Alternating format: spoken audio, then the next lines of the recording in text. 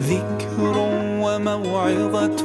ونور، فيه شفاء للصدور وشفيعنا يوم النشور. آياته تروي المدى وصفاته نبع. الله أكبر الله أكبر الله أكبر الله أكبر كبيرا والحمد لله كثيرا وسبحان الله بكرة وأصيلا يسبحه من في السماوات والأرض تسبيحا جميلا سبحانه هو الله الواحد القهار رب السماوات والأرض وما بينهما العزيز الغفار أحمده وهو أهل للحمد والكمال وأشكره شكر ذي تضرع وابتهال والصلاة والسلام على النبي الشفيق الذي اختار عند الموت أعلى الرفيق وعلى آله وأصحابه المهاجرين عن الأهل والأوطان والذين تبوأوا الدار والإيمان ما تساجلت الأخيار على الأغصان والحمد لله كثيرا وسبحان الله بكرة وأصيلا عز وجل وعلى علوا جليلا سبحان من ظلت لعظمته الرقاب وكل عن معرفة كنهه الألباب ولهجت بذكره جميع الأصوات وغردت بتسبيحه أنواع اللغات الله أكبر الله أكبر الله أكبر ما فرح بأيام الأعياد المعيدون وتجمل بجميل الثياب المسلمون أما بعد فيا عباد الله جددوا الإيمان وصححوا النيات في كل ساعة وأوان قبل الدخول في العبادات إياكم والانهماك في المعاصي والشهوات ولا تتبعوا خطوات الشيطان المضلات واتقوا الله فيما تأتون وما تذرون وقال إنما يتقبل الله من المتقين الله أكبر الله أكبر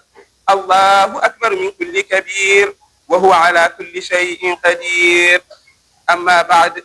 اعلموا أن قد سن لحر مسلم قادر غير حاج أضحية عنه وعن أبويه الفقيرين وعن الولد الصغير ذي الاحتياج إلى غيرهم من الأقربين وذلك مشروع من زمن أبينا إبراهيم الخليل حيث أمر بذبح ولده إسحاق أو إسماعيل والقادر عند مالك الإمام ألا يحتاج لثمنها في العام ومن له قبل مضي زمنها يسار فليضحي من غير استئخار ووقتها للإمام بعد صلاته وخطبته ولغيره بعد ذبح إمامه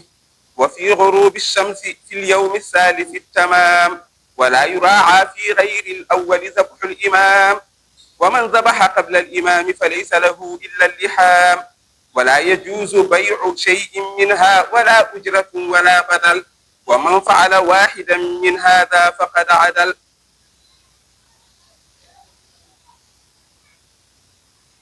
وقال عليه الصلاة والسلام ما من عبد توجه بأضحيته إلى القبلة إلا كان دمها وفرسها وصوفها حسنات محضرات في ميزانه يوم القيامة والضحية سنة مؤكدة قالها الإمام مالك وعنه غير ذلك ويطلب من ظهر هذا اليوم عقب الفرائض التكبير لصبح رابعة عند مالك بن أنس الإمام الشهير من جاء من سبيل فليرجع من غير ذلك السبيل وقال عليه الصلاة والسلام أول ما نبدأ به في يومنا هذا أن نصلي ثم نرجع فننحر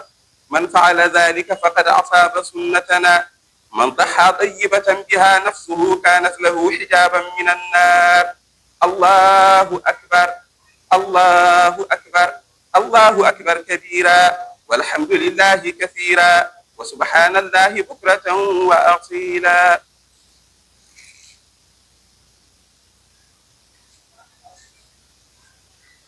الحمد لله الذي زين الأيام بأيام الأعياد والسرور سبحانه جل الله العلي الغفور أحمده على نعم لا تحصى وأقل قليلها لا تستقصى وأشهد أن لا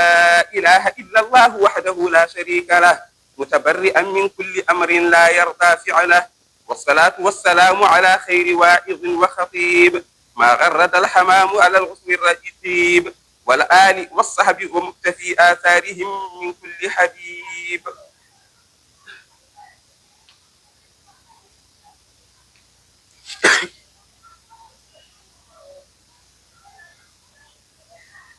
Dieu est grand, Dieu est grand, Dieu est grand, Dieu est grand, Dieu est grand, Dieu est grand, Dieu est grand, Dieu est grand. Louange à Dieu, louange abondante, bonne et bénie. Comme notre Seigneur l'aime et lui est agréable, Dieu est le plus grand, et toute louange lui est due et abondance. Et gloire à Dieu et louange à lui matin et soir, louange à Allah. Nous le louons et recherchons son aide contre le mur de nos âmes et les méchancetés de nos actes. C'est lui qu'Allah guide, nul ne peut l'égarer. Et lui, c'est qu'il égare, nul ne peut le guider. J'atteste qu'il n'y a de Dieu qu'Allah et j'atteste que notre maître Mohammed est le messager d'Allah. Oh Allah, bénis notre maître Mohammed, sa famille et ses compagnons et accorde-leur la paix en abondance. Maintenant, eux musulmans, craignez Allah le Tout-Puissant avec la crainte qu'il mérite et faites de sa crainte le centre de votre attention en secret et en public, car la crainte d'Allah est la chose la plus honorable que vous puissiez garder secret, la plus belle chose que vous puissiez montrer et la meilleure chose que vous puissiez sauver. Votre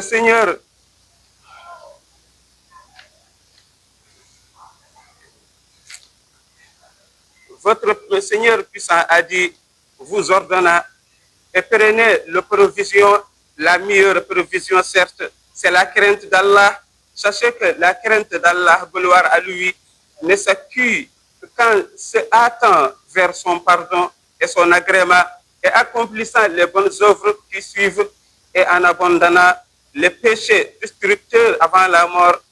Chers musulmans, l'Aïd al-Adha n'est pas seulement une occasion religieuse importante pour les musulmans du monde entier, mais c'est aussi une occasion précieuse de promouvoir les valeurs de sécurité et de coexistence pacifique en approfondissant les liens sociaux et en renforçant les relations familiales et communautaires. Dieu Tout-Puissant dit, ô hommes, nous avons fait de vous des peuples et des tribus afin que vous connaissiez les uns les autres. En vérité, le plus noble d'entre vous auprès de Dieu et le plus pieux d'entre vous. L'Aïd al-Adha renforce également le sentiment des dons et de générosité envers les autres grâce à la tradition de l'abattage des animaux sacrificiels. Cette occasion est un moment privilégié de compassion et de fraternité entre les peuples. Cela peut être vu de plusieurs manières. La première est qu'elle unit les musulmans dans une seule prière. Deuxièmement, c'est une habitude d'échanger de vivre et la compassion. Chers musulmans, l'Aïd al-Adha est une occasion de renforcer les relations familiales et d'atténuer les tensions et le conflit entre les membres de la famille. Une occasion de renforcer les liens communautaires, ce qui contribue à consolider les valeurs de fraternité et de solidarité. Les musulmans passent souvent du temps avec leurs proches et leurs amis, ce qui contribue à bâtir une communauté cohésive et socialement stable du prophète Abraham, alayhi salatu wassalam, mais aussi de renforcer l'unité de la communauté musulmane et de promouvoir la vertu et la tolérance au sein de la société. L'Aïd al-Adha est une occasion unique de réaffirmer l'importance de la piété et de la compassion et de créer un environnement plus harmonieux et respectueux dans les limites d'une conscience humaine partagée. C'est un appel constant à un monde meilleur, un monde rempli d'humanité et de compassion. Cette fête aussi une occasion de communication et de tolérance où les gens échangent des cadeaux, des salutations et des visites. ce qui renforce l'esprit d'affection et de compassion et reflète la dimension humaine et sociale de cette célébration religieuse.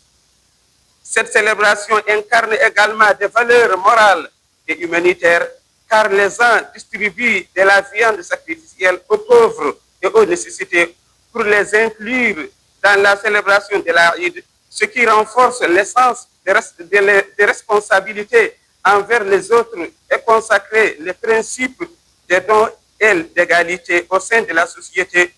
Aux musulmans, la fête bénie de l'Aïd al-Adha signifie la joie dans ses significations les plus élevées, la joie dans l'obéissance, la proximité avec Allah et l'obtention de son agrément, joie dans la joie de la nation si elle réalise ce à quoi elle aspire, la joie d'arrêter les pleurs de l'orphelin, de le parrainer et de lui apporter de la joie, joie de la renaissance de la nation et de son unité pour affronter ce que complotent ses ennemis contre elle, joie dans la sécurité, la stabilité et la sûreté de la nation. L'Aïd al-Adha signifie raviver le culte par la prière, la supplication et l'invocation, réciter le Coran, glorifier Dieu, déclarer son unicité et ses louanges et mentionner et remercier fréquemment Dieu Tout-Puissant dans les rues, les mosquées et les maisons, en particulier pendant les jours de Tashriq, en réseau des vertus qui y sont mentionnées. Ceci est considéré comme une manifestation du slogan de l'Aïd et de la force et de l'unité des musulmans. La fête bénie de l'Aïd al-Adha signifie également l'unité et la cohésion islamique. Cette unité se manifeste dans la prière de l'Aïd de tous les musulmans le même jour